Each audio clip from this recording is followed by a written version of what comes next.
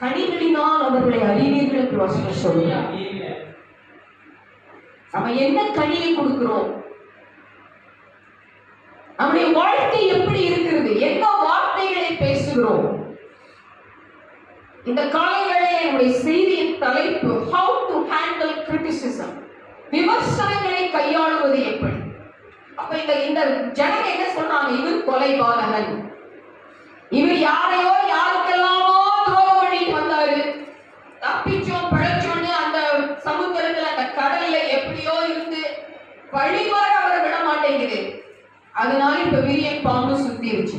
5வது வசனம், அவன் அந்த பூச்சியை தீயிலே உதறி போட்டு ஒரு தீங்கும் அடையாதிருந்தான். அல்லேலூயா. அடுத்த வசனம் இன்னும் சுவாரஸ்யமா இருக்கும். 6, அவனுக்கு வீக்கம் கொண்டு அல்லது அவன் சடிதியாய் விழுந்து சாவான் என்று அவர்கள் பார்த்து கொண்டிருந்தார்கள். ஏங்க, இன்னொருத்தன் நல்லா இருக்கணும்னு பார்க்கணும், அவன் மேல வரணும், அவன் உயர்ந்து இருக்கணும், அவன் ஆசீர்வாதமா இருக்கணும் அப்படின்னு பார்க்கறது நல்லா பாருங்க. இவன் சாவா, இவன் வீங்குமா, இவன் செத்து போவா, இவன் சுருண்டு போவா, இவனை பெட்டியில கொண்டாந்து வெயிட் பண்ணிட்டு இருக்காங்களாம். இப்படித்தான் ஒரு கூட்ட ஜனம். இவன் எப்ப கீழே போவான், இவன் எப்ப ஒண்ணுமில்லாமாவான், இவன் பேர்ல எப்ப ஒரு பிளாக் மார்க் வரும், இவனை பத்தி எப்ப பேசலாம் அப்படின்னு ஒரு கூட்டம் காத்துட்டு பார்த்துட்டு இருக்குது. ஆக்சுவலி அந்த கூட்டத்துக்கு வேஸ்ட் ஆஃப் டைம். ஏன்னா அவங்க எதிர்பார்க்கிறது அங்க நடக்க போறது இல்லை.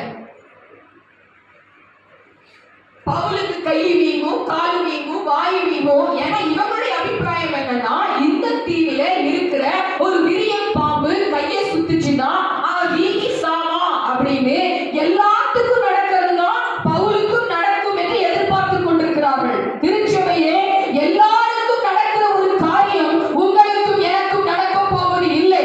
ஏன் தெரியுமா? வாதைவு கூடாரத்தை அணுகாது என்று சொன்ன தேவன், உன் வழிகளில் எல்லாம் தூதர்களை அனுப்பி பாதுகாப்பேன் என்று சொன்ன தேவன், இரவும் பகலும் அவர் உறங்காமல் தூங்காமல் நம்மை பாதுகாத்துக் கொண்டிருக்கிறார். ஆண்டவர் மட்டும் நம்ம பாதுகாக்கலன்னா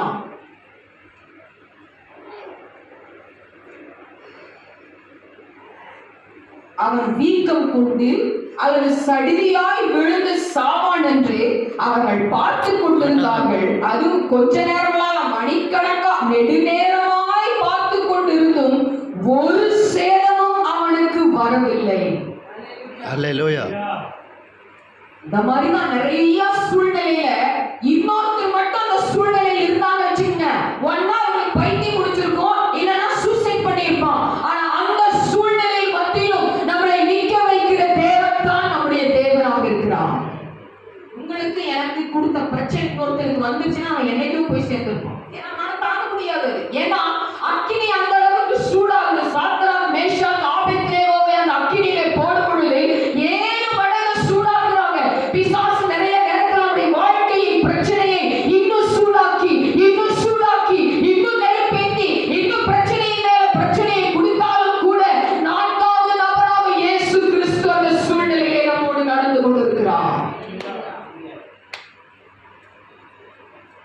ஏன் தெரியுங்களா? இன்னும் அந்த பிரச்சனை நம்மளை சாகடிக்கல.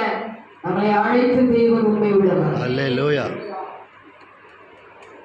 நம்மை பாதுகாத்தார், நமக்கு உதவி செய்தார். ஆமா, விரியன் பாம்பு கையில சுத்தது உண்மைதான்.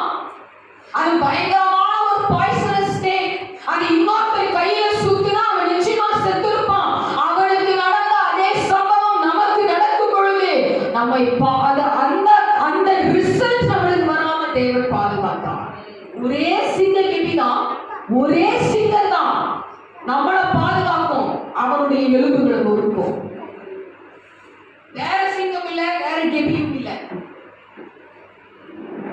ஆனால் நாம் அந்த கெபிக்குள்ள இருக்கும் பொழுது சிங்கத்தின் வாயை கட்டின தேவன் தான் நம்முடைய தேவன். இங்க ஒருவேளை 2 கூட்டமான ஜனம் இருக்கலாம். ஒன்று விமர்சனங்களை அனுபவிக்கிறவர்கள். ஒருவேளை உலகம் உங்களை பார்த்து இப்படி பேசிக் கொண்டிருக்கலாம். பவுலை பார்த்து இவன் கொலைபாதகன், இவனை பழி விடாது, இவன் நீ சாவா, இவன் நீ வீங்குமா, இவன் ஒண்ணுமில்லாம போவான், இந்த வெளிப்பா தீவில இவன் மரித்து போவான் என்று பார்த்து கொண்டிருக்கிற ஒரு கூட்டம் உங்களை பார்த்து கொக்கரித்துக் கொண்டும் கெர்ச்சித்துக்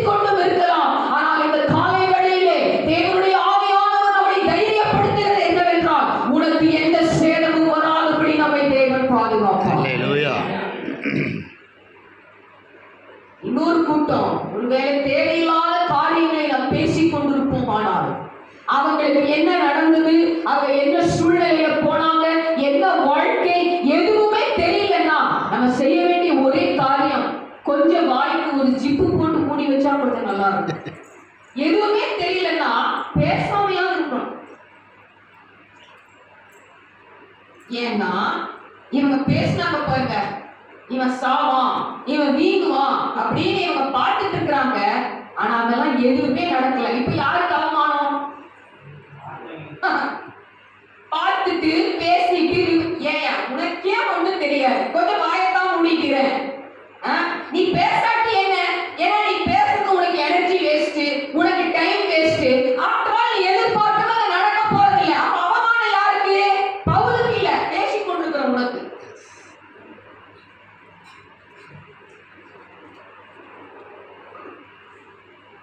இவங்க பார்த்துட்டு வெயிட் பண்ணிட்டு இருந்தாங்க பாருங்க. இவங்க நினைச்சது நடக்கல. அடுத்தது என்ன தெரியுங்களா சொல்றாங்க? அவர்கள் வேறு சிந்தையாகி இவன் தேவன் என்று சொல்லிக் கொண்டார்கள். முதல்ல வந்து கொலைபாதகன்னு சொல்றாங்க, இவன் சாவான்னு சொல்றாங்க, இவன் வீங்குவான்னு சொல்றாங்க. எந்த மனுஷன் அப்படி பேசினானோ ஒரு காலத்துல நீங்க வாழ்க, ஒசன்னா உன்னதத்தில் இருக்கிற தேவனே நீங்க உயர்ந்திருப்பீங்கன்னு ஒரு வாய் சொல்லும். மறுபடியும் அதே வாய் இவன் சாவணும், இவனை சிலுவையில் அறை. இதுதாங்க ஜனம், இதுதாங்க மனுஷன். அதனால ஆண்டவர் சொன்னார், நாசியிலே சுவாசம் உள்ள மனுஷன் நம்பாதீங்க. ஏன்னா அப்படியும் பேசுவான், இப்படியும் பேசுவான். இவனுடைய வார்த்தையெல்லாம் வச்சுட்டு பெருசா நம்ம கணக்கு போட்டோம்னா கடைசிக்கு பார்த்தா அது பெரிய அட்டர் ஃபிளாப்பா இருக்கும். ஃபெயிலியர். இப்ப இந்த ஒரு கூட்ட ஜனம் இவன் மோசமானவன், இவன் சாவா, இவன் கொலைபாதகன்னு சொல்லி பேசுறாங்க. அதே வாய், அதே ஜனம் மறுபடியும் தன்னுடைய மனசை மாத்திட்டாங்க. வேறு சிந்தையாகி வேறு வார்த்தையை பேசி, அதே வாய் தான், ஆனா வேற கமெண்ட்ஸ். இப்ப அவன் சொல்றான், இவன் தேவன்பா, இவனுக்கு ஆண்டவர் இருக்கிறாரு.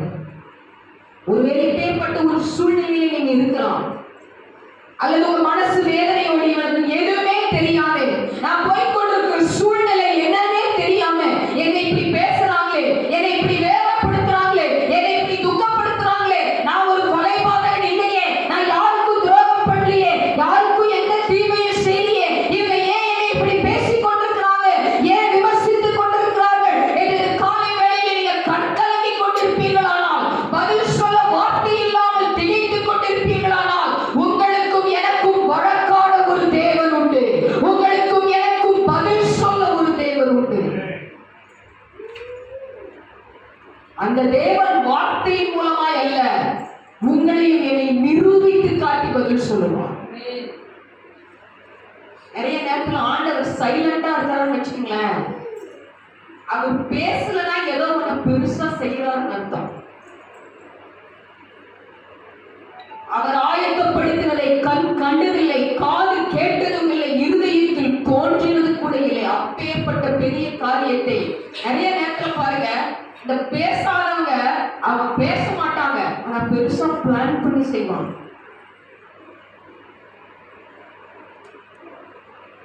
இவங்க பேசுறாங்க, பவுல் ஒரு வார்த்தை கூட பேசல. இல்லையா, நான் வந்து கொலைபாதகன் இல்ல, என்னை பத்தி நீ எப்படி இப்படி சொல்லலாம் அப்படின்னு சண்டைக்கெல்லாம் பவுல் போகிற அமைதியா இருக்கிறாரு. சூழ்நிலையே பதில் சொல்கிறது. அந்த சூழ்நிலையை கர்த்தர் பதில் சொல்கிறார். எந்த இடத்துல வைக்கப்பட்டோமோ அதே இடத்தில் தேவன் அவரை உயர்த்தி வைத்தார். அதற்கு தான் சொல்லுகிறது, வைக்கப்பட்ட அதே இடத்திலே உன்னை கீர்த்தியும் புகழ்ச்சியும் ஆக்குவேன்.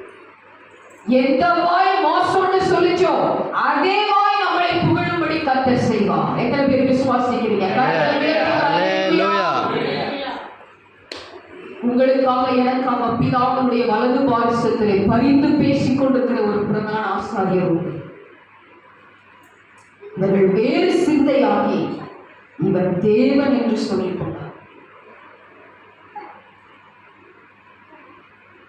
ரெண்டு விதமான காரியத்தை ஆவியானவர் நம்மோடு பேசிக் கொண்டிருக்கிறார். ஒன்று, நாம் விமர்சிக்கிறவர்களாயிருப்போம், ஆனால் இந்த காலை வேளையில நம்மை நாமே திருத்திக் கொள்வோமாக. ஒரு நபரை குறித்து, ஒரு சூழ்நிலை குறித்து நமக்கு தெரியலன்னா நம்ம செய்ய வேண்டியது பேசாம அமைதியா இருக்கணும். அல்லது யாராவது உங்களை பேசிக்கொண்டு விமர்சித்துக் கொண்டு வேதனைப்படுத்திக் கொண்டு, அந்நாளும் பெண்ணினாலும் இருந்தார்கள். பெண்ணினால் இந்த அந்நாளை வேதனைப்படுத்திக் கொண்டே இருப்பாங்களா? எது வரைக்கும்னா அந்நாள் அழுகிற வரைக்கும் பேசுவாங்க. சரி, இப்படி சாடிஸ்ட். அவங்களுக்கு என்ன தெரியுமா? நம்ம கண்ணீரை பார்க்கணும், நம்மளை வேதனைப்படுத்தணும். ஆனா அதே பெண்ணினால் முன்னாடிதான் ஆண்டவர் அந்நாளை உயர்த்தினார்.